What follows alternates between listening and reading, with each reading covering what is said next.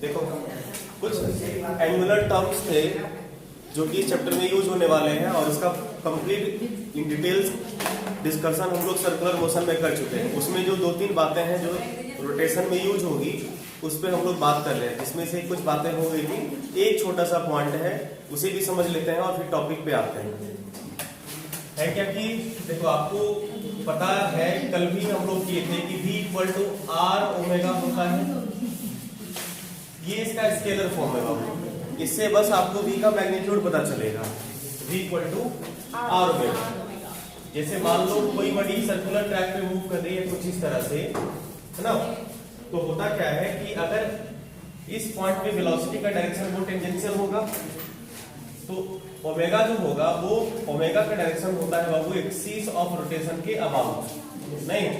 और यहाँ पे अगर आप ओमेगा देखोगे ना तो ये ओमेगा यहाँ पे आपको कैसा मिलेगा, आउटवर्ड, ये वाला ऐसा ओमेगा मिलेगा। एक्चुअल वेक्टर होता है ओमेगा।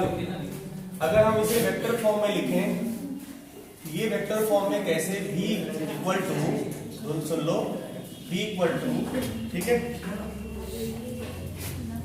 ओमेगा क्रॉस आर होता है। V equal to omega cross R होगा। और यहाँ पे अगर आप ध्यान से देखो कि ये जो V है ना वो ओमेगा और R का क्रॉस प्रोडक्ट है। इसका ये मतलब हुआ कि V परपेंडिकुलर टू ओमेगा, इसका ये मतलब हुआ कि V परपेंडिकुलर टू ओमेगा। और आपको पता है कि अगर A cross B equal to C हो तो इसका ये मतलब होता है ना कि A परपेंडिकुलर टू C और A also perpendicular to B, sorry B perpendicular to C, नहीं। यहीं पे अगर V ओमेगा क्रॉस R है, इस पे बात हो चुकी है, हम लोग सर्कुलर में भी किए हैं, लिखते हैं ऐसे वेक्टर फॉर्म में। इसका ये मतलब हुआ कि V जो होगा वो ओमेगा के परपेंडिकुलर होगा, मतलब हमें जो वेलोसिटी लेनी है वो ओमेगा के परपेंडिकुलर वाली लेनी है, नहीं। मतलब ये हुआ कि यहाँ पे जो हम स्केलर में लिख रहे हैं V equal to R omega, actual में ये क्या लिखा रहा है, V perpendicular equal to R omega लिखा रहा है, नहीं। यहाँ पे ये जो V है वो कौन सा है, परपेंडिकुलर वाला है। क्यों इसकी आवश्यकता पड़ी, क्योंकि कुछ क्वेश्चंस थे जिसमें आपको ये चीजें हेल्प करेंगी, नहीं।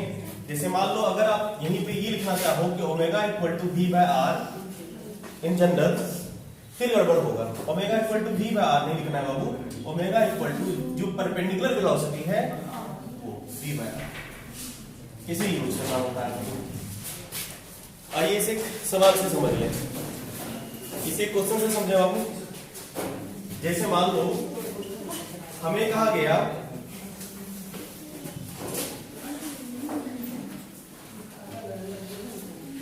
तीन मीटर के लेंथ पे दो पॉइंट है A और B, आप समझो, ठीक है। और ये कुछ इस तरह से मूव कर रही है ये वाले डायरेक्शन में, और ये है वेलोसिटी का डायरेक्शन इस पॉइंट पे, कितना 20 मीटर पर सेकंड मान लीजिए। एंगल है 37, ठीक है।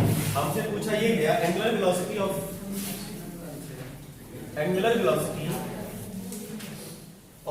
B with respect to A। Omega पूछा गया आपको, angular velocity of B with respect to A। क्या करिएगा बाबू, ओमेगा में पूछा गया है, सीधी सी बात है कि ओमेगा इक्वल टू होता है V perpendicular velocity perpendicular by radius. यहाँ पे रेडियस कितना होगा, 3 मीटर। परपेंडिकुलर वेलोसिटी किसके, रेडियस के, नहीं, रेडियस वेक्टर के परपेंडिकुलर। तो ये 20 मीटर पर सेकंड है, जिसका परपेंडिकुलर तो हमें लगता है ये वाला कंपोनेंट एक्ट करेगा वो, नहीं। तो ये हो जाएगा V 20 sin 37, और sin 37 होता है 3/5, 20 3/5 4 मतलब 12, क्या। तो ये V परपेंडिकुलर यहाँ पे सिर्फ वेलोसिटी लेते तो 20 आता। अगर आप यहाँ पे सिर्फ omega equal to V by R लेते ना तो आप 20/3 करने वाले थे, नहीं करेंगे। Omega equal to V perpendicular by R लेना है, नहीं। रेडियस वेक्टर की जो परपेंडिकुलर होगा,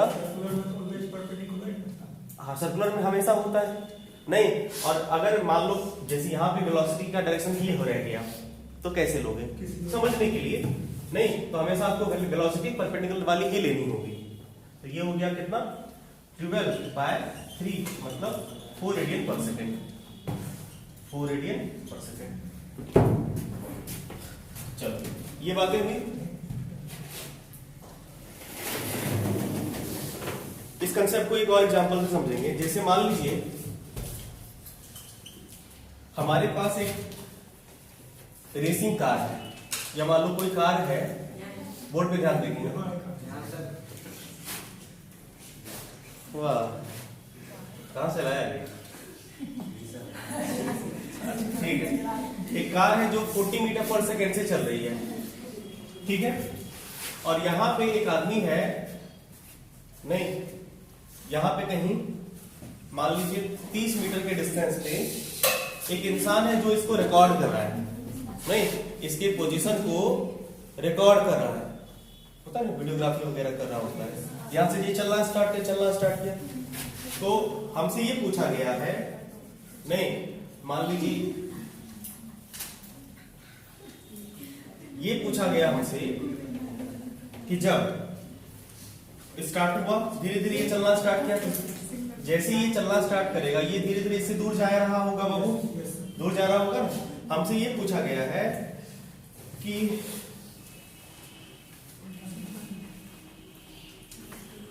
ये कैमरा को ना, हमें जैसे अभी कार यहाँ पे था, कैमरा ऐसे रखा होगा, नहीं, अभी कार यहाँ पे था तो कैमरा ऐसे होगा, तो धीरे धीरे कैमरा देखो रोटेट कर रहा है, कैमरा को रोटेट करना पड़ेगा, नहीं, तो कैमरा की एंगुलर वेलोसिटी बताइए कब, जब इससे ये 30 डिग्री के डिस्टेंस पे होगा, मतलब इतना दूर होगा जिससे ये 30 डिग्री के एंगल बना ले, उस वक्त इसका, नहीं, एंगुलर वेलोसिटी क्या होगी, किसकी, कैमरा की, कैमरा रोटेट कर रहा होगा ना।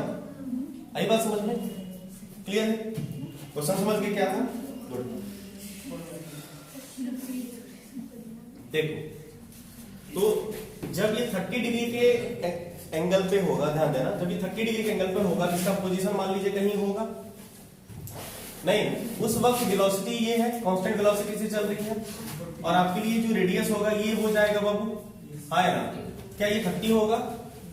नहीं, 30 नहीं होगा ना, ये 30 का ये वाला कंपोनेंट होगा, और आपको पता है कि अगर ये परपेंडिकुलर, ये हो गया तुम्हारा परपेंडिकुलर और ये हाइपोटेन्यूज, कौन सा साइन लगा लोगे क्या, कॉस लगा लो, ये वाला कितना आएगा बाबू, ये वैल्यू चाहिए ना आपको, आर चाहिए ना, वेलोसिटी तो पता ही है 40 है, तो वेलोसिटी के दो कंपोनेंट, आर कितना हो जाएगा बाबू, आर यहाँ पे हो जाएगा आर इक्वल टू 30 cos 30, नहीं, R equal to 30 cos 30 degree, 30 cos 30 का वैल्यू कितना होता है, √3/2, मतलब 15√3, ये आपका रेडियस हो जाएगा, आया ना, बोलो, R sorry, R cos 30 equal to R, sorry, यहाँ पे थीटा लगाओगे ना बाबू, ये अगर ये 90 हो गया इसके हिसाब से, तो ये हो गया आपका कौन सा, इसका कंपोनेंट, ये वाला कंपोनेंट, नहीं, 30 cos 30 इक्वल टू आर होगा, इसका ये वाला कंपोनेंट वही होगा, 30 एक ही बात है, ये अलग-अलग। देखो आप ये भी लिख सकते हो, इसका ये कंपोनेंट 30 है, एक ही बात है, क्या इसका कंपोनेंट कर दी अलग होगा, इसका कंपोनेंट, अच्छा इसका कंपोनेंट अलग हो जाएगा, सर इसका ये वाला कंपोनेंट, हाँ, r cos 30 इक्वल टू 30 है आपके पास, तो हमें r इक्वल टू कितने हो जाएंगे, 30/cos 30 का वैल्यू √3/2, मतलब ये हो गया आपका 60/√3, यानी जी r का वैल्यू हुआ 20√3, अच्छा ऐसे बोलोगे 20√3 जो भी, ये रेडियस आ गया। वेलोसिटी क्या होगा, वेलोसिटी आपको बोलेंगे ना कि परपेंडिकुलर, यहाँ पे देखिए ये वेलोसिटी है, तो एक कंपोनेंट आपको या इधर चाहिए कि नहीं चाहिए, नहीं, और ये तो एक्ट करेगा नहीं, आपको वेलोसिटी परपेंडिकुलर चाहिए, तो बताइए ये एंगल कितना हो जाएगा, ये 30 है तो ये 60 होगा, ये 60 है तो हमें लगता है ये कितना होना चाहिए, रूल के हिसाब से ये भी 60 होना, ये 60, ये 60, नहीं, गुड, तो आपका हो गया ये 40 cos 60, ये आएगा वेलोसिटी परपेंडिकुलर का वैल्यू, बस 40 cos 60 का वैल्यू 1/2 मतलब 20। अब यहाँ पे ओमेगा जो आएगा इस एंगल पे वो आएगा V perpendicular bye R। V perpendicular कितना आया 20, 20√3 मतलब 1/√3 ऐसा कुछ। लेकिन ऑप्शन में ऐसा कुछ है नहीं, ऑप्शन में 1 2 3 4 है। कुछ कैलकुलेशन मिस्टेक हुआ है क्या? तो एंगल मिसिंग हुआ होगा। ये एंगल 60 नहीं तब 30 होगा। जरा बताओ ये 30 है, ये 30 है तो ये कितना होगा 30। ये 30 है, ये पूरा 19 है। वो लॉ ऑफ रिफ्लेक्शन लगा दीजिए, I = R लगा दिए। ये 30 है तो ये 30 होगा, ये 30 है तो ये पूरा 19 है बाबू, ये 16 होगा, ये 60 है तो ये 13 होगा, तो cos 30 होगा। सॉरी cos 30 कितना होगा √3/2 और ये हो जाएगा 20√3, कट के कितना आएगा 1 20√3। यहाँ पे आपको और कुछ नहीं समझना है, बस दो बातें ध्यान रखनी है। एक कि जब भी आप ओमेगा निकालो, आवश्यकता पड़ेगी, जब भी आप ओमेगा निकालो तो वेलोसिटी को परपेंडिकुलर वाला रखना है, किसके रेडियस से, बस ठीक है। परपेंडिकुलर कैसे करते हैं जरूरत के हिसाब से देख लेंगे सिचुएशन। कंटिन्यू करते हैं आज का टॉपिक टर्क, ठीक है। अगला टॉपिक होगा हमारा टर्क। देखो इसको समझिएगा, टर्क को क्या, इसमें दो चीजें आपको ध्यान रखनी है। एक तो इसे कैसे कैलकुलेट करते हैं और इसका डायरेक्शन। आपको हर जगह ये यूज आएगा, जब भी रोटेशन वाला वगैरह सेंस आएगा उस वक्त आपको टर्क आके परेशान करेगा। तो दो चीजें क्लियर हो जानी चाहिए कि इसे यूज कैसे करते हैं, मतलब इसका फॉर्मूला कैलकुलेट कैसे करते हैं, दूसरा इसका डायरेक्शन, ठीक है। लेकिन टर्क होता क्या है, तो होता क्या है कि जैसे मान लीजिए कोई भी चीज एक पॉइंट के अबाउट फिक्स है और उसके किसी हिस्से पे आपने फोर्स लगाया तो वो टर्निंग इफेक्ट शो करता है। जैसे दरवाजा होता है गेट वगैरह, तो गेट जो होता है पिलर से वो कनेक्ट होता है, उसका वो हिंज पॉइंट हुआ एक तरह से कह सकते हैं। और जब आप हैंडल पे उसको खोलते या लगाते हैं तो वो इस तरह से नहीं, इस तरह से ये शो करता है। तो एक तरह से ये ना इस पॉइंट के अबाउट नहीं, इस पॉइंट के अबाउट ये टर्निंग इफेक्ट शो करता है। तो यहाँ पे जो फोर्स अप्लाई होता है, मतलब जो ये टर्निंग इफेक्ट क्रिएट करता है उसे टर्क कहते हैं। यहाँ पे एक फोर्स होता होगा ना, आपने फोर्स लगाया, उस फोर्स की वजह से टर्क क्रिएट होता है, टर्निंग इफेक्ट क्रिएट होती है, और उसी टर्निंग इफेक्ट का नाम क्या होता है टर्क। क्लियर है। तो टर्क एक्चुअल में है क्या, ये है टर्निंग इफेक्ट। टर्निंग इफेक्ट मतलब आपने जो फोर्स लगाया, टर्निंग इफेक्ट ऑफ फोर्स कहते हैं। आपने जो फोर्स लगाया उस फोर्स से जो टर्निंग इफेक्ट शो हुआ उसे टर्क कहते हैं। दूसरे शब्दों में इसे कहा जाता है moment of force. Moment of force, torque को मोमेंट ऑफ फोर्स कहते हैं।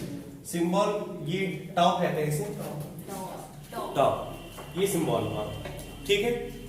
फॉर्मूले की बात करते हैं। देखो अब है क्या कि ये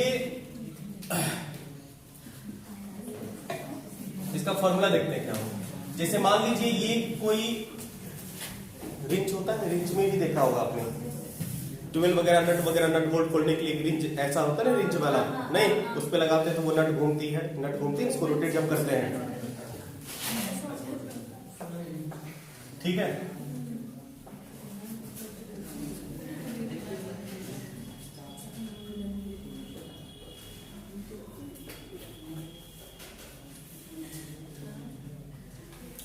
सुनो, मान लो ये रिंच है।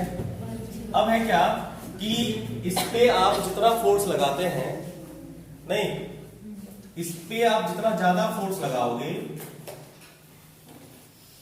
जैसे आप इस पे फोर्स लगा रहे हो तो ये इस तरह से घूम रहा है, टर्निंग इफेक्ट हुआ। तो जितना ज्यादा फोर्स लगाओगे उतना ज्यादा टर्निंग इफेक्ट दिखेगा आपको, पहली बात। तो ये जो टर्निंग इफेक्ट है, अमाउंट ऑफ टर्निंग कह सकते हैं, अमाउंट ऑफ टर्निंग, वो पहली फोर्स पे डिपेंड कर रही है। आप जो फोर्स लगा रहे हैं उस पे डिपेंड कर रहा है। कैसे कि अगर आप ज्यादा फोर्स लगाओगे तो टर्क भी आपको ज्यादा मिलेगा। क्लियर।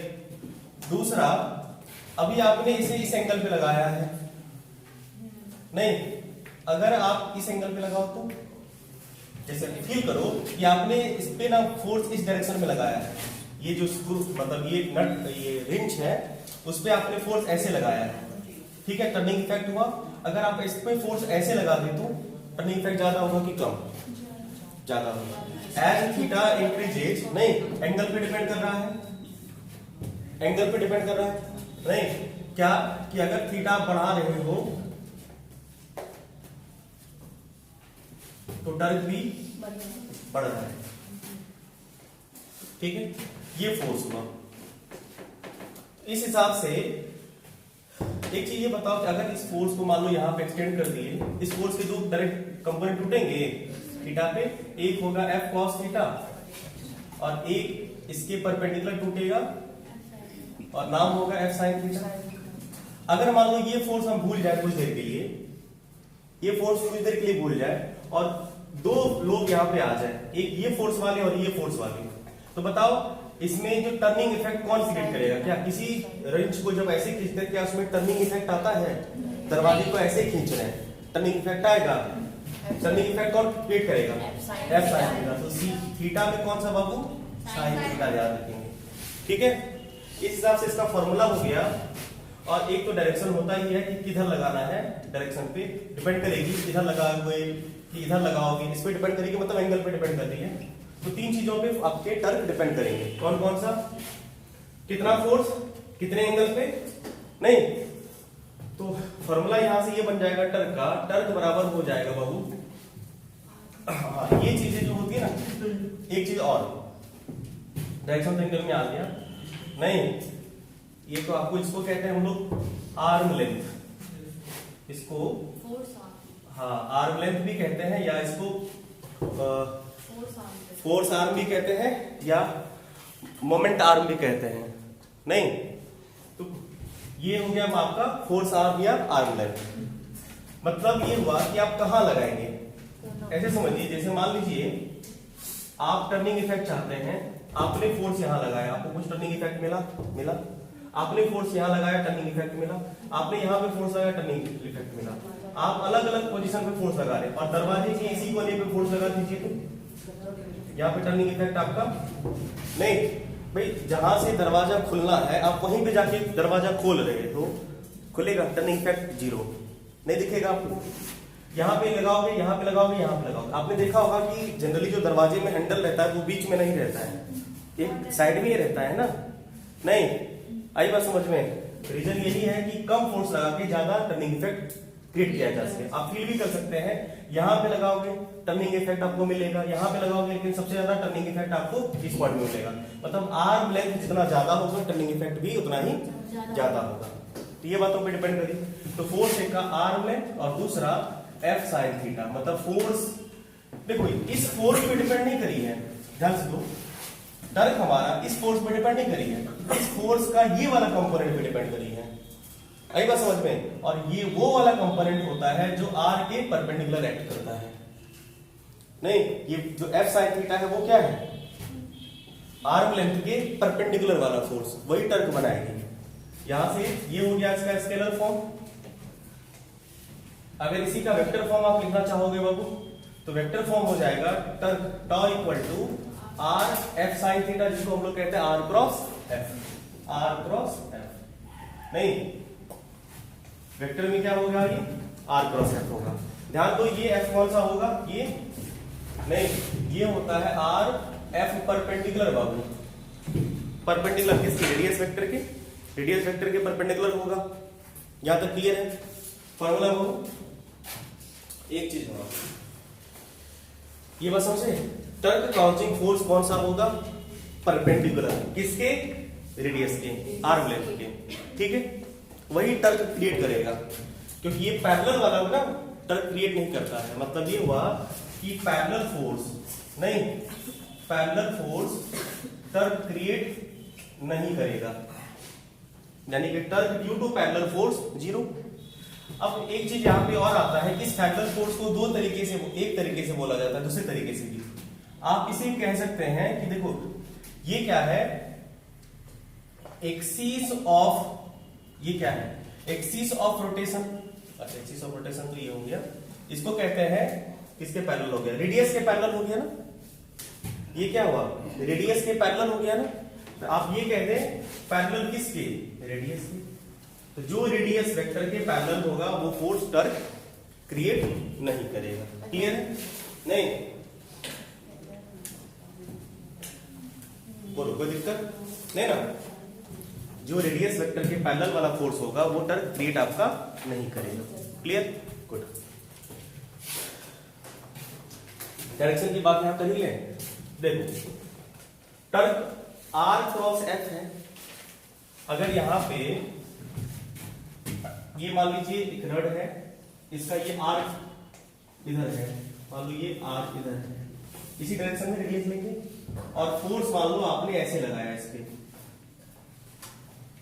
फोर्स अगर आपने ऐसे लगाया, मान लीजिए हम सीधा सीधा, तो आपको पता है कि क्रॉस प्रोडक्ट का डायरेक्शन कैसे निकालते हैं, R cross F, thumb rule से या स्क्रू रूल से, R क्रॉस F ना F इधर है, F इधर ना है, तो R cross F outward,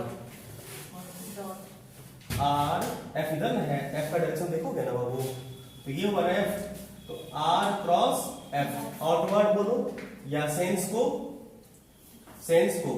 anti clockwise, anti clockwise, sense को एंटी क्लॉकवाइज बोल सकते हैं, डायरेक्शन इसका आउटवर्ड। क्लियर है? ठीक है। यहीं पे एक बात और समझाई है आपको, इसे साफ करते हैं। देखो ये बात हमेशा याद रखिएगा कि वही फोर्स टर्क बनाएगा जो रेडियस के परपेंडिकुलर होगा, आर्म लेंथ के परपेंडिकुलर होगा ऑलवेज। देखो दो चीजें हैं, आपको थीटा और आर लेंथ कैसे सेलेक्ट करना है, थीटा मतलब एंगल नहीं, और थीटा का सिलेक्शन कैसे करना है। जैसे मान लीजिए हमारे पास एक कोई बॉडी है, ठीक है, ये मान लीजिए हिंज पॉइंट है या पाइवोटेड पॉइंट है, तो आपको क्या करना है, जहां पे आप फोर्स लगा रहे हैं और जिस पॉइंट के अबाउट लगा रहे हैं, दो चीजें यहां पे होगी, लिखना नहीं है बाबू, तुरंत लिख लेंगे। दो पॉइंट को आपको कंसीडर करना है, एक जिस पॉइंट के अबाउट, ये क्या हुआ, जिस पॉइंट के अबाउट और जिस पॉइंट पर फोर्स जिस पॉइंट पे लगाना है। जैसे मान लीजिए आपने क्या किया, फोर्स इधर लगा दिया आपने, ये मान लो फोर्स आपने लगा दिया, तो आपको क्या करना है, इसे मिला देना है और ये रेडियली आउटवर्ड, ये हो गया आपका आर, ठीक है, ये आर का डायरेक्शन हो गया। और आपको पता है कि दो वेक्टर, उसके बाद क्या करना है, आर्क मिल गया और फोर्स, इसके लिए आप क्या कर लो, डायरेक्शन कौन सा, एंटी क्लॉकवाइज, एंटी मतलब आपको दो वेक्टर के बीच एंगल निकालने आता है ना, एंगल चूज करने आता है, जो हम लोगों ने वेक्टर में सीखा था, क्या एंगल दो वेक्टर के बीच निकालने आता है ना, जो वेक्टर वाले तरीके से है, उसी वही सेम तरीका यहाँ भी फॉलो करेंगे। ठीक है, प्रोडक्ट में वो प्रोडक्ट से नहीं, जब हम लोग सम करते थे एडिशन ऑफ वेक्टर, एडिशन ना एडिशन ऑफ वेक्टर में दो वेक्टर के बीच का एंगल, जैसे ये था ना, जैसे ये एक वेक्टर है और मान लो ये एक वेक्टर है, इसके बीच का एंगल कैसे लेते थे, टेल से टेल मिलाते थे, स्मॉलर एंगल चूज करते थे बाबू, एंगल टेल से टेल मिला है उसके बाद स्मॉलर एंगल चूज करते थे। यहाँ पे भी आप उसी कंसेप्ट को फॉलो कर सकते हैं, ठीक है, कोई दिक्कत नहीं। ऐसे भी आप ये काम करो कि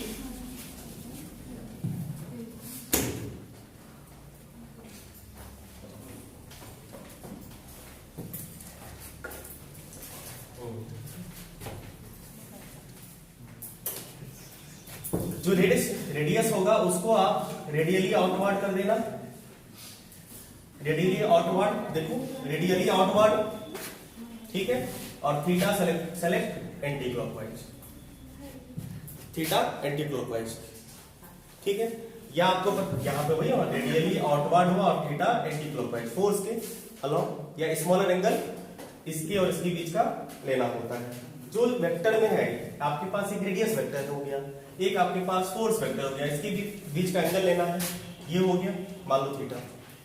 अब ये बताइए, ये फोर्स के दो कंपोनेंट होंगे, एक कंपोनेंट होगा इधर r की तरफ r cos थीटा, और एक कंपोनेंट होगा कौन, f sin थीटा, और यही f sin थीटा क्या बनाएगा, टर्क।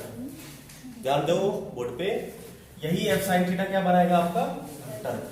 ठीक है, और इस वक्त टर्क का डायरेक्शन कौन सा हो जाएगा, एंटी क्लॉकवाइज। फिर जो भी अब यहाँ पे क्या है कि टर्क का जो डायरेक्शन है, एक स्क्रू रूल से आ ही जाएगा, आपको डायरेक्शन का आपको साइन लेना पड़ेगा बार बार। जब आप नेट टर्क निकालोगे उस वक्त आप इसको वेक्टरली ऐड करोगे ना, तो विथ डायरेक्शन के साथ करना होगा। तो क्या ले ले, तो ध्यान दीजिएगा कि अगर टर्क आपका एंटी क्लॉकवाइज है, ध्यान दो, अगर टर्क आपने निकाला उस पॉइंट पे, अगर टर्क एंटी क्लॉकवाइज है, एंटी क्लॉकवाइज टर्क को पॉजिटिव लेना है, जो कि जनरली फिजिक्स में एंटी क्लॉकवाइज पॉजिटिव होता है। एंटी क्लॉकवाइज टर्क क्या होगा, पॉजिटिव ऑलवेज, और क्लॉकवाइज टर्क आपका नेगेटिव। जब भी टर्क आपको क्लॉकवाइज दिखेगा ना, नेगेटिव साइन उसके साथ लगाएंगे। क्लियर, सवाल से समझेंगे। अच्छा, ये एक बात बताओ, यहां पे जैसे मान लो आपने फोर्स ऐसे लगाया और R का डायरेक्शन ये है हिंज पॉइंट, ये F और ये R। इस वक्त टर्क कैसा होगा, F ना, तो F हमेशा ध्यान दो, F ये ना है, F का डायरेक्शन इधर ना है, और R का डायरेक्शन ये ना है, तो R हाँ आउटवर्ड, और ये कैसा होगा, एंटी क्लॉकवाइज। तो एंटी क्लॉकवाइज टर्क, यहाँ पे टर्क कैसा होगा, पॉजिटिव नेचर का। और फिर मान लो ये हो गया R, और मान लो फोर्स आपने इसे ऐसे लगाया। अब बताओ फोर्स का डायरेक्शन क्या है, नीचे की तरफ। हाँ, इस वक्त फोर्स नीचे है, R ऐसे है, तो नहीं, ये हो गया हमारा कौन सा, ये क्लॉकवाइज हुआ ना, नेगेटिव। देखो फोर्स ये है, फोर्स ये है, R ये है, ठीक। R vector R cross F कैसे घूम रहा है, क्लॉकवाइज घूम रहा है, क्लॉकवाइज घूम रहा है ना, क्लॉकवाइज टर्क नेगेटिव। ठीक, एंटी क्लॉकवाइज पॉजिटिव और क्लॉकवाइज नेगेटिव। क्लियर हो गया, ठीक।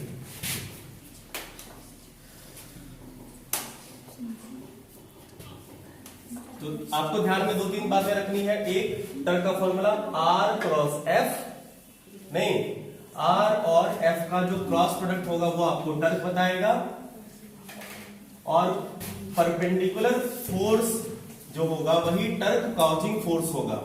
रेडियस वेक्टर के जो परपेंडिकुलर होगा वही torque causing. Anti clockwise positive torque और क्लॉकवाइज आपका नेगेटिव टर्क। यहां तक समझ में आया?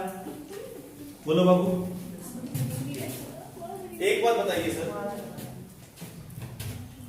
जैसे मान लीजिए हमारे पास एक सिस्टम है, मान लो एक बडी है, ध्यान दो, और इस बडी पे मान लो ये इसका पाइवटेड पॉइंट, और इस बडी पे मान लीजिए ढेर सारे फोर्सेस लग रहे हैं। अब कौन कौन सा फोर्स टर्क बनाएगा उसे बताना है आपको। जैसे मान लीजिए इस पॉइंट पे हमने फोर्स लगाए इस तरफ से, ये F1, ये मान लीजिए इधर F2, इस पॉइंट पे ये हुआ F3, F4, F5, F6, और ये मान लीजिए R। बताइए क्या F1 टर्क बनाएगा? बोलो। इसका हाँ, ये F1 टर्क बनाएगा, F1 टर्क बनाएगा होगा। गुड। F1 का जो परपेंडिकुलर कंपोनेंट होगा, नहीं F1 का जो कंपोनेंट होगा R के परपेंडिकुलर होगा, परपेंडिकुलर तोड़ देंगे। अगर मान लीजिए इसका एक करिएगा, इसका एक 0 आएगा, 90 आएगा, एक कंपोनेंट उठेगा तो 90 आ जाएगा। देखो ना, ये R है ना, आपने फोर्स इधर लगाया ना, तो R के फोर्स भी इधर ही लगाया, फोर्स भी इधर ही लगाया, तो इसका एक कंपोनेंट फोर्स का तोड़ोगे तो यह आएगा तुम्हारा 90 पे, नहीं 90 पे, और साइन 90 1 ऐसे ये हो गया ना, ये अलॉन्ग हो गया ना, इसके दो कंपोनेंट तोड़ोगे कैसे? एक तो चलो समझ गए, एक तो जाएगा लेकिन दूसरे डायरेक्शन में, आर के परपेंडिकुलर जब तोड़ोगे तो फिर एक ही मिला, दूसरा कहां टूट सकता है, 60-20 टूट सकता है। हाँ कोई भी टूटेगा, लेकिन आर के परपेंडिकुलर, लेकिन हमें देखो आर के परपेंडिकुलर वाला चाहिए ना, आर के परपेंडिकुलर ये आएगा ही नहीं। जैसे आपको हम बोले, जैसे ये वेक्टर है ना, इसका एक कंपोनेंट तोड़ोगे तो ये इसी के अलाउंड है, ये इसी का, देखो ना ये पैरेलल, आपको क्या बोले थे कि जो पैरेलल वेक्टर है, सॉरी पैरेलल फोर्स है आर के, वो तो नहीं ना बनाएंगे, नहीं ना बनाएंगे। ये सीधा सीधा दिख रहा है कि ये वाला जो फोर्स है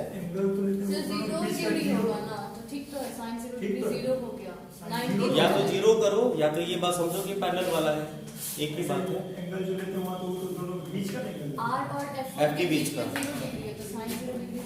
हाँ वही तो एक ही बात है, या आर और एफ पैरेलल हो गया तो पैरेलल फोर्स टर्क काउच नहीं करता है, या अगर आप एफ साइन थीटा लीजिएगा तो आर का डायरेक्शन और एफ का डायरेक्शन सेम हो गया, मतलब एंगल जीरो हो गया, साइन जीरो आपका जीरो होता है, मतलब ये टर्क क्रिएट, सीधी सी बात है कि जो जैसे इस पे टर्क लगाना है, आप इसी पे फोर्स ऐसे ही लगा रहे हैं, तो क्या ये टर्क कभी क्रिएट करेगा? नहीं करेगा। ये वही हुआ F1, क्या इसका थोड़ा सा भी इफेक्ट इधर उधर गया कहाँ? वो तो सब पूरा का पूरा आर के अलाउंग ही चला गया, इसीलिए F2 बताओ करेगा? F2 कर सकता है, क्योंकि F2 के आपके दो कंपोनेंट टूटेंगे, एक इधर टूटेगा और एक इधर टूटेगा मान लीजिए, तो मतलब F2 क्रिएट करेगा। F2 का एक कंपोनेंट टूटेगा रेडियस के अलाउंग और एक इधर टूटेगा ना, ये वाला F2 का कुछ कंपोनेंट है, तो ये टर्क बनाएगा किधर? ये वाला, ये है, ये टर्क किधर बनाएगा? R क्रॉस F, ये किधर बनाएगा? क्लॉकवाइज, हाँ ये क्लॉकवाइज टर्क बनाएगा। चलो F2 बनाया, F3 के बारे में बात करो, F3 भी हमें लगता है बनाएगा, एक कंपोनेंट इधर जाएगा और एक कंपोनेंट कुछ इधर जाएगा, तो ये वाला बनाएगा, और ये वाला टर्क कैसा होगा? एंटी क्लॉकवाइज, ये एंटी क्लॉकवाइज टर्क बनाएगा। F1 बताओ, F1 सीधा का सीधा परपेंडिकुलर लगा है, ये फोर्स टर्क बनाएगा, और ये टर्क भी कैसा होगा? एंटी क्लॉकवाइज, F1 भी एंटी क्लॉकवाइज टर्क बनाएगा। F5 की बात करें, F5 क्लॉकवाइज टर्क बनाएगा, F6 टर्क नहीं बनाएगा, अलोंग द रेडियस नहीं, क्लियर? ठीक है,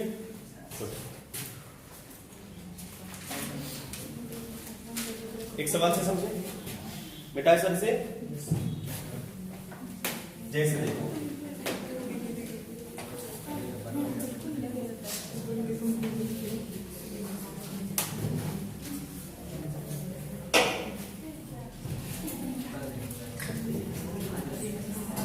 जैसे एक रड है, इस पॉइंट के अबाउट पाइवटेड है प्लेस, एक रड है इस पॉइंट के अबाउट पाइवटेड है 1 मीटर का, और आपने फोर्स लगाया इसके एंड पे 10 न्यूटन का, ठीक है, और ये एंगल 37 डिग्री है। हमें बताइए टर्क कितना और किधर होगा? सीधी सी बात है, फोर्स लगाया आपने 37 पे 10 न्यूटन ना, इसके ये वाले फोर्स हो गए, ध्यान दो, ये वाला फोर्स हुआ, इसके एक कंपोनेंट इधर होगा, इसका एक कंपोनेंट इधर होगा, हमें इस कंपोनेंट की जरूरत है, ये 37 ये 37 ना, इसका मतलब ये हो जाएगा आपको 10 साइन 37 और साइन 37, तो ये हो जाएगा तुम्हारा टर्क आर कितना है 1 मीटर, और साइन 37 कितना होता है 3/5, तो 36 का 18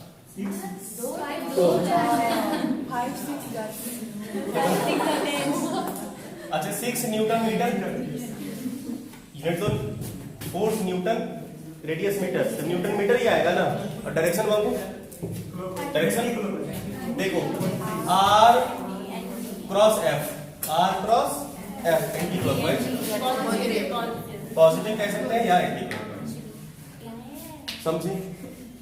जैसे देखो ये मान लो डिस्क है,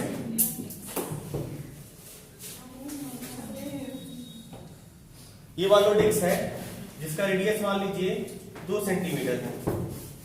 आपने एक फोर्स लगाया इस डायरेक्शन में और मान लीजिए 10 न्यूटन का, ये घूमेगा ना, एक फिक्स है, उस पे हम फोर्स अगर नहीं ठोक देंगे तो वो गोल गोल घूमेगा ना, मतलब टर्क लगा है ना, कितना, 20 टर्क कितना होगा, 20।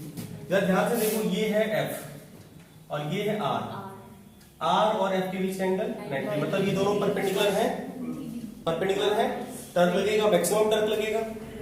तो सीधा सा हो गया R कितना 2 सेंटीमीटर इंटू F कितना है पूरा का पूरा, मतलब ये हो जाएगा 0.2 न्यूटन मीटर बाबू, सेंटीमीटर 0.2 न्यूटन मीटर आएगा ना।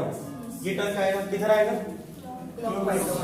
देखो R क्रॉस F, क्लॉकवाइज मतलब नेगेटिव, क्लॉकवाइज। समझ पाए बात को पक्का।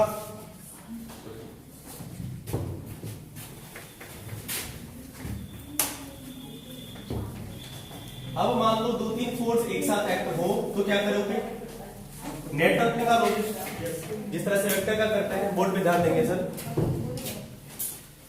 बोर्ड पे ध्यान दीजिए। जैसे मान लीजिए अगला सवाल एकदम देखो, मान लीजिए 2 मीटर इसका रेडियस है, मीटर सेंटीमीटर ना कभी कभी ध्यान में रखिएगा मिस्टेक हो जाता है। 2 मीटर रेडियस है बाबा, रेडियस है 2 मीटर। एक फोर्स इस पे लगा है 20 न्यूटन का और एक फोर्स लगा है 10 न्यूटन का, 2 फोर्स लगा है। टर्क होगा, नेट टर्क बताइए, नेट टर्क कितना हो जाएगा, नेट टर्क पूछ रहे हैं। देखो बाबू 20 टर्क बनाएगा ना, 20 टर्क बनाएगा तो टर्क ड्यू टू 20 न्यूटन। अब बताइए फोर्स इधर और रेडियस इधर ही है, दोनों के बीच एंगल 90 है। रेडियस का डायरेक्शन यही ना है बाबू, रेडियस का डायरेक्शन और ये फोर्स का डायरेक्शन दोनों परपेंडिकुलर है ना, तो मैक्सिमम टर्क लगेगा कितना, 20 इंटू 10, 20 इंटू 2 मतलब 40 newton metre. R cross F करोगे ना, नहीं F साइन ऐसे भी 90 है, 20 F का वैल्यू 20, R का वैल्यू 2 मीटर में डाले हैं, 40 आया। डायरेक्शन बताओगे, क्लॉकवाइज मतलब नेगेटिव। चलो torque due to 10 newton, 10 into 2 कितना 20। अब बताइए ये 20 किधर आएगा, F एंटी क्लॉकवाइज पॉजिटिव, तो एंटी क्लॉकवाइज टर्क पॉजिटिव होता है। ये R रेडियस है ना, इस पॉइंट इसका R का डायरेक्शन क्या होगा, अरे यहाँ पे R का डायरेक्शन क्या होगा, रेडियस वेक्टर है ना, यहाँ पे डायरेक्शन इधर होगा, यहाँ पे डायरेक्शन इधर होगा, यहाँ पे डायरेक्शन इधर होगा, यहाँ डायरेक्शन फिक्स होगा, हर पॉइंट पे अलग अलग ना होगा। रेडियली आउटवर्ड, R का डायरेक्शन रेडियली आउटवर्ड होगा, हमेशा बाहर की तरफ, रेडियली आउटवर्ड। ठीक है, इस पॉइंट पे आउटवर्ड इधर होगा ना, ठीक है, रेडियली आउटवर्ड ये R हो गया, तो 90 हुआ ना बाबू, 20 आया पॉजिटिव। तो नेट टर्क क्या होगा, -40 प्लस 20 बराबर -20, मतलब समझे, -20 मतलब क्या हुआ, 20 फोर्स लगा है और ये लगा है तुम्हारा क्लॉकवाइज, यानी इधर घूमेगा फाइनली। सीधी सी बात है, देखो ना ये पावरफुल है ना, 20 न्यूटन की वजह से ये घूमेगा नहीं, यानी कि ये पावरफुल फोर्स है, तो ये जिधर चाहेगा उधर इसे घुमाएगा। कोई 20 न्यूटन से इधर घुमाना चाह रहा है, कोई 10 न्यूटन से उधर घुमाना चाह रहा है, तो 10 न्यूटन से इधर घूमेगा। ऐसे भी देख सकते थे कि सीधा ये 10 न्यूटन से ये करने की आवश्यकता नहीं है, सीधा 10 न्यूटन से इधर, या आप नेट फोर्स लगा लो और उसका टर्क लगा लो, या तो इंडिविजुअल टर्क आप कैलकुलेट करिए, सुनिए, या तो आप इंडिविजुअल टर्क कैलकुलेट करिए, या तो नेट फोर्स निकाल के फोर्स को रिजॉल्व कर लो और सीधा टर्क निकाल लो एक के टाइम में। ठीक है, एक सवाल करके दिखाइए तो कैसे करेंगे, समझ गए। नेट फोर्स तुम्हें बताओ, हाँ यहाँ पे ये मामला है कि तुम्हें नेट फोर्स क्लॉकवाइज और एंटी क्लॉकवाइज सेंस वाले करने हैं। नहीं, अगर ये नहीं कर पाओ तो टर्क करो सीधा, कोई दिक्कत नहीं है। हाँ, तुम लोग सोच रहे हो सर नेट फोर्स तो 30 होगा ना, हाँ उस हिसाब से नेट फोर्स 30 होगा, लेकिन ये टर्क के सेंस से देखना है। आइए एक सवाल बनाइए,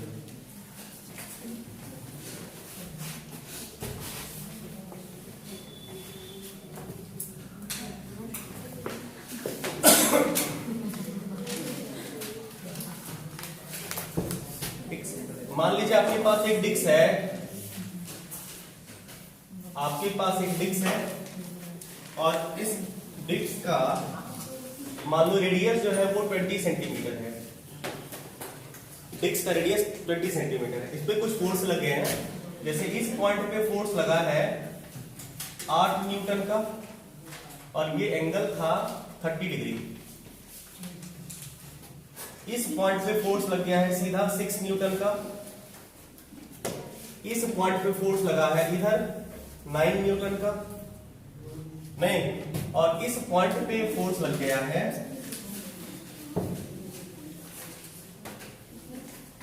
इस पॉइंट पे फोर्स लग गया है जो कि यहां से 90 होगा, टेंजेंट के अबाउट 4 न्यूटन का। 4 फोर्सेस लग रहे हैं। बताइए इसका नेट टर्क डायरेक्शन के साथ कितना होगा? 2 मिनट का समय लीजिए और बनाइए आराम से। आइए मिलकर सॉल्व करते हैं। देखो दो बोर्ड पे, देखो कहां से शुरू करें? देखो 6 न्यूटन टर्क बनाएगा, ये बताइए। नहीं, क्योंकि ये इसी के अलॉन्ग लग गया है। नहीं, तो ये टर्क नहीं बनाएगा, इसकी कहानी करनी ही नहीं है। टर्क बनाने वाले लोग 8 न्यूटन हो गए, 6 न्यूटन बनाएगा टर्क, 6 न्यूटन टर्क बनाएगा। रेडियस के पूरा पैरेलल पैरेलल हो गया या एंटी पैरेलल हो, एक ही बात है। नहीं, दरवाजा पे ऐसे फोर्स दरवाजा खुलेगा क्या? नहीं ना, या तो ऐसे किसी एंगल पे लगाना पड़ेगा ना। अच्छा, अब ये बताइए 8 न्यूटन टर्क लगाएगा। हाँ, 8 का कौन सा टर्क कंपोनेंट लगेगा बाबू? 8 का एक कंपोनेंट आप रेडियस के अलॉन्ग तोड़ लीजिए, ये है ना 8, एक टूटेगा इधर, नहीं, और एक टूटेगा इधर। हमें लगता है ये वाला कंपोनेंट काम करेगा टर्क के लिए। कितना होगा? बोर्ड पे देखो 8 sin 30 ये एक्ट करेगा। तो टर्क नेट निकालना है, तो torque due to 8 newton plus torque due to 4 newton और plus torque due to 9 newton. 8 newton torque बनाएगा। 8 का फोर्स, रेडियस कितना है 20 सेंटीमीटर इंटू 20 सेंटीमीटर मतलब 0.2 मीटर।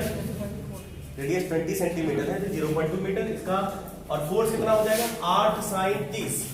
8 sin 30 का वैल्यू कितना होता है 1/2, तो 4 आएगा। 4 पॉजिटिव या नेगेटिव बताओ तो जरा।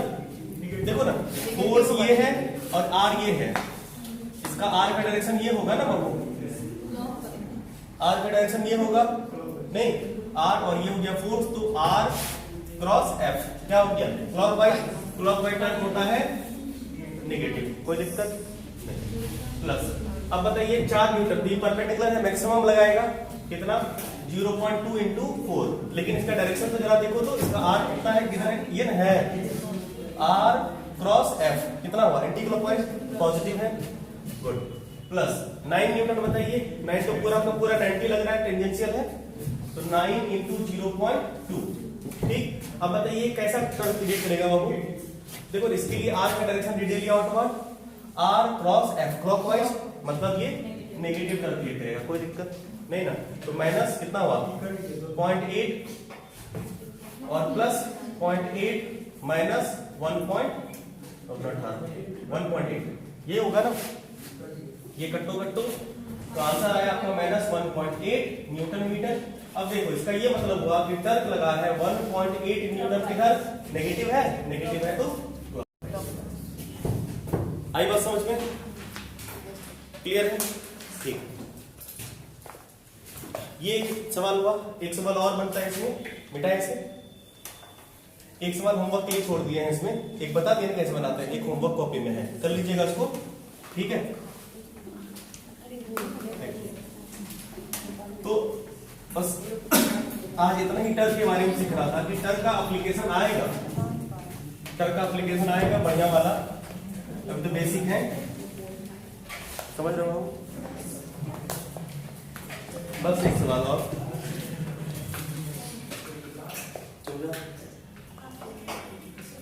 एक सवाल, एक बार बताओ बाबू,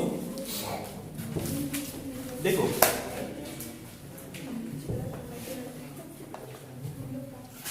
सवाल ये था, हमसे पूछा गया फाइंड दी टर्क अबाउट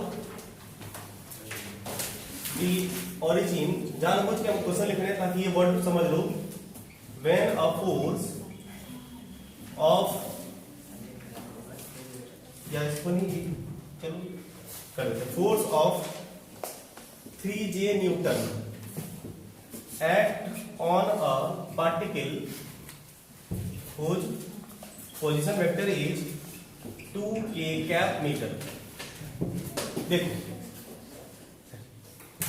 समझो, find the torque about the origin, हाँ find the torque about the origin when a force of 3J, देखो अबाउट एन ओरिजिन, ये ओरिजिन था, इसके अबाउट मतलब ये पाइवटेड, जिसके अबाउट मतलब वो पॉइंट पाइवटेड हो गया, जिसके अबाउट मतलब वो पॉइंट पाइवटेड हो गया, अबाउट एन ओरिजिन, और एक पार्टिकल है जो के कैप में है सिर्फ, मतलब वो के डायरेक्शन में सिर्फ रखा हुआ है, जेड एक्सिस में रखा हुआ कितना 2k कैप, इसका पार्टिकल यहाँ पे है और ये 2k कैप, इस पे फोर्स लग रहा है किस डायरेक्शन में, जे, बताओ के और जे ऐसे भी परपेंडिकुलर है, जे लग रहा है, ये हो गया फोर्स, कितना फोर्स लग रहा है, कितना 3J कैप।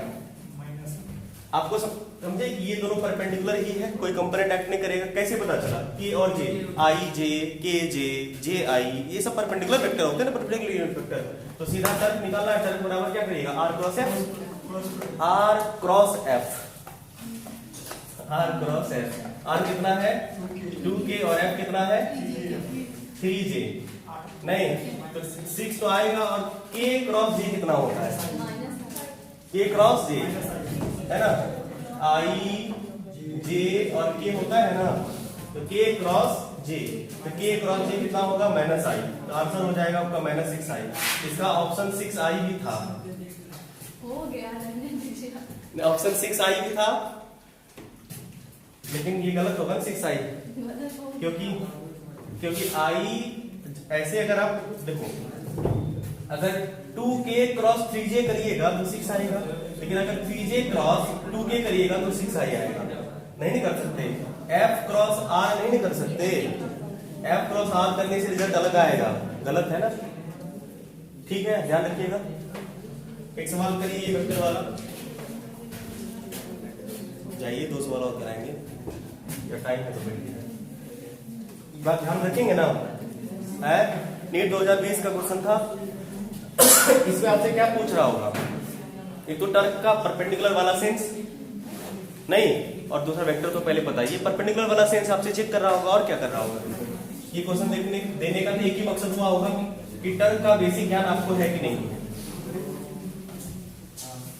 आइए, इसमें 2 पॉइंट के बारे में आपको जानकारी रखनी है, एक जिस पॉइंट के अबाउट और जिस पॉइंट पर, सवाल हम पढ़ देते हैं, इस तरह का क्वेश्चन नीट में काफी बार आ चुका है, 2018 में भी ऐसा ही सवाल आया, नहीं कह रहा कि find the moment of force, एक फोर्स है जो कि 4i cap plus 5j cap minus 6k cap, ये था, और कह रहा है कि moment of force at 2 0 minus 3 about 2 minus 2 minus 2, यहाँ पे यही 2 पॉइंट ध्यान रखना है, क्या, एक एट जहां पे फोर्स लगना है, और एक अबाउट जिसके अबाउट लगाना है, हिंज पॉइंट हो गया, पाइवटेड पॉइंट हो गया, है ना, बस